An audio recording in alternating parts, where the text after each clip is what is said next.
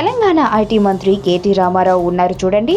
ఒక ప్రక్కన ఎంతో సీరియస్గా తన పొలిటికల్ అండ్ బ్యూరోక్రాటిక్ యంత్రాంగాన్ని నడిపిస్తూనే మరో ప్రక్కన తెలుగు సినిమా ఇండస్ట్రీకి చెందిన వారితో చాలా చనువుగా ఉంటుంటారు. అదే ఆయన స్పెషాలిటీ. పైగా అలా చనువుగా ఉంటూ టాలీవుడ్ను హైదరాబాద్ నుండి తరలిపోకుండా చూసుకుంటున్నానని ఆ మధ్యన ఒక ఇంటర్వ్యూలో చెప్పుకొచ్చారు కూడా. ప్రస్తుతం ఆయన నేషనల్ అవార్డు గెలిచిన బాహుబలి టీంను అభినందించారు.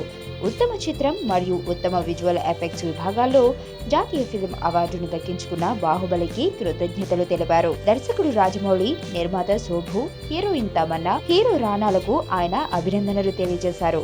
ఈ సందర్భంలో ఒక జోక్ కూడా పేల్చారు. రానా బాబు ముందు ప్రభాస్ ను ట్విట్టర్ లోకి తీసుకురా అన్నారు. అప్పట్లో రాజమౌళి చొరవతోనే బాలీవుడ్ కూడా వెళుతుందన్నాడు. కాబట్టి ప్రభాస్ తన అధికారిక ఫేస్బుక్ ను ఓపెన్ చేశాడు. మరి ఇప్పుడు మంత్రి గారు కూడా రిక్వెస్ట్ చేస్తున్నారు కాబట్టి మనోడు ట్విట్టర్ లోకి వస్తాడా? ఏమయ్యా ప్రభాసు, ఏమంటావు?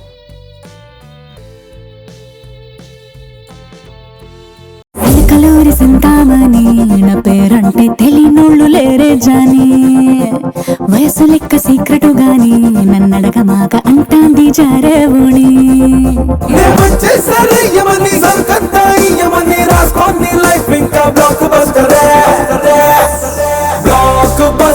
బ్లాక్ బస్టర్ నే చేస్తే నీ లైఫ్ బ్లాక్ బస్టర్.